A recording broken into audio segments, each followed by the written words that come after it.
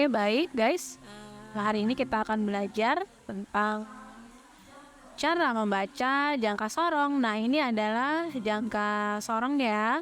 Bisa kalian perhatikan. Ini adalah bentuk dari jangka sorong. Nah, jangka sorong ada bagian-bagiannya ya.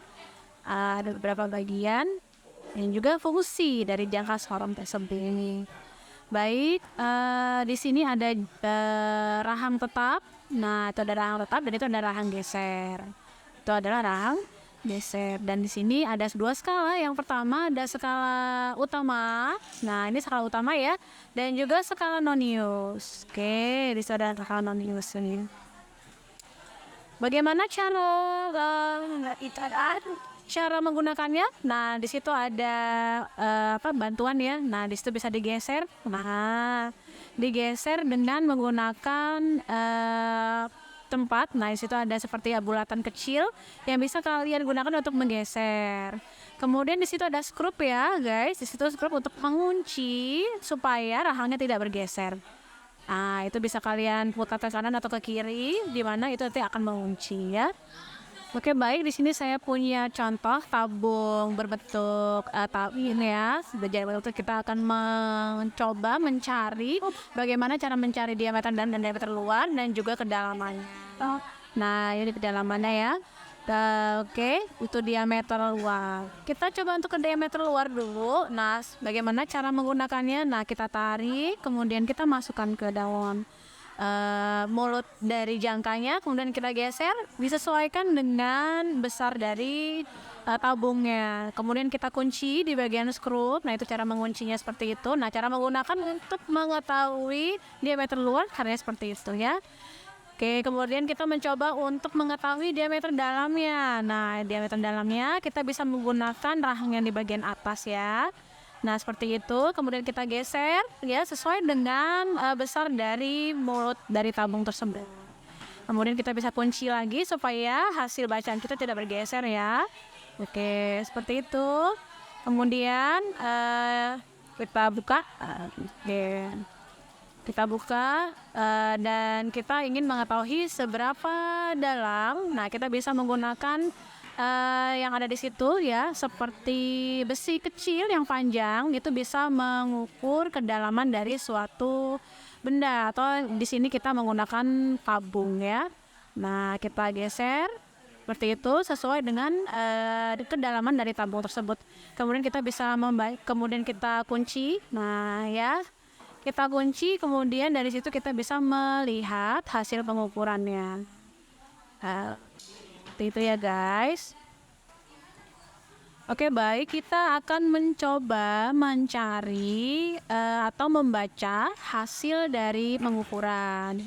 Oke, di sini saya punya kubus. Nah, ini kubusnya kita akan mengukur sisi dari kubus tersebut. Oke, pertama kita geser dulu, kemudian kita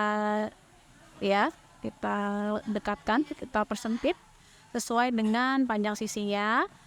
Nah, seperti itu. Kemudian kita kunci supaya hasilnya tidak bergeser, dan kemudian kita membaca hasilnya. Nah, itu ada hasilnya. Oke, baik, kali ini kita akan mencoba membaca hasil pengukuran dari kubus yang tadi kita mau menghitung atau kita ingin mengetahui besar sisinya. Di sini bisa kalian perhatikan ada dua skala ya. Yang pertama ada skala utama dan yang kedua adalah skala nonius. Nah, skala-skala ini yang nantinya akan sangat penting untuk membaca dari hasil pengukuran kita. Dan kemudian yang tidak kalah penting adalah NST. Nah, NST pada jangka sorong ini adalah 0,05 mm. Baik, di sini kita akan coba untuk membaca ya. Yang pertama, hasil pengukurannya, kita melihat dulu di sini skala utamanya. Nah, skala utama di sini ini ada angka 2, di sini ada angka 0.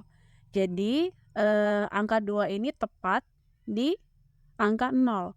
Berarti skala utamanya itu bisa dituliskan 2 cm. Seperti ini, 2 cm. Kemudian, untuk skala nonius, kalian melihat dari skala nonius dari 0 sampai dengan 10, ini 10 ya. Nah, mana garis-garis yang ada di skala nonius itu berhimpit atau tegak lurus dengan skala utama. Kalau kita melihat di sini angka 0 lurus dengan garis di angka 2. Nah, seperti ini. Lurus berhimpit antara skala utama dengan skala nonius. Maka, skala nonius bisa dituliskan dengan 0 dikali 0,05. 0,05 ini didapatkan dari NST dari alat ukur tersebut. Nah, 0 dikali 0,05 mm sama dengan 0 mm. Milimeter, 0 mm dirubah ke cm itu hasilnya 0 cm. Kita harus menyamakan satuannya ya. Kemudian skala utama dan skala nonius ditambah. Hasilnya adalah 2 cm. Maka besar sisi kubus adalah 2 cm. Begitu cara membaca dari hasil pengukuran. Oke guys, tadi kita menghitung pada benda pertama berbentuk kubus. Nah, di sini saya punya seperti balok ya. Kita akan mengukur sisinya. Kita akan mengukur sisinya. Sisinya, oke, kita renggangkan dulu, kemudian kita masukkan, ya. Nah, kita sesuaikan dengan bentuk kubus atau baik tadi. Nah, kita kunci, kemudian kita kunci, oke, supaya tidak bergeser, dan kemudian kita melihat hasil pengukurannya. Hasil pengukurannya ya. Oke, baik.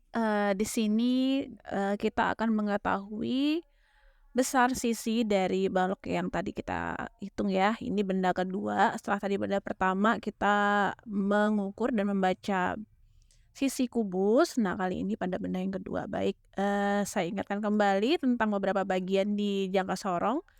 Ada skala utama, kemudian ada skala nonius, NST ya 0,05.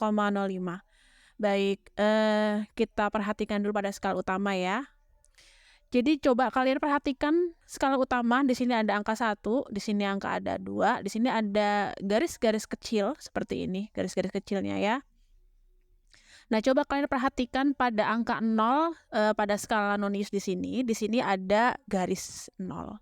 Nah, batas pengukurannya itu adalah setelah angka 0. Berarti dari garis kecil yang di sini ke angka 1 di sini. Ini adalah besar dari skala utama yang akan kita baca. Nah, batasnya itu angka 0 di sini ya, guys ya.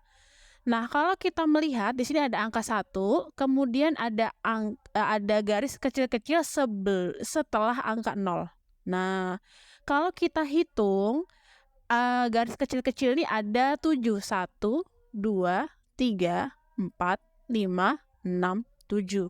Maka skala utama itu bisa ditulis dengan 1,7 ya. Kita perhatikan setelah angka 0 yang ada di skala nonius. Jadi bisa dituliskan skala utama adalah 1,7.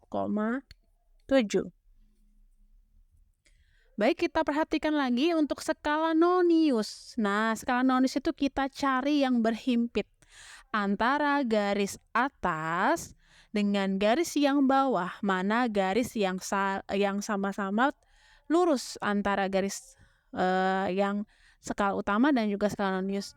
Kalau kita perhatikan di sini ya, ada angka 7, di mana angka 7 ini lurus antara garis yang di atas dengan garis yang di bawah. Nah, ya, lurus berhimpit antara skala utama dan skala nonius. Sehingga skala nonius itu bisa kalian tuliskan dengan 7, karena tadi berhimpit di angka 7, dikali dengan 0,05 menghasilkan 0,35 mm. Jangan lupa untuk dirubah satuannya menjadi cm. Kemudian kita menjumlahkan antara skala utama dengan skala nonius. 1,7 ditambah dengan 0,035 menghasilkan 1,735. Sehingga besar sisi balok adalah 1,735.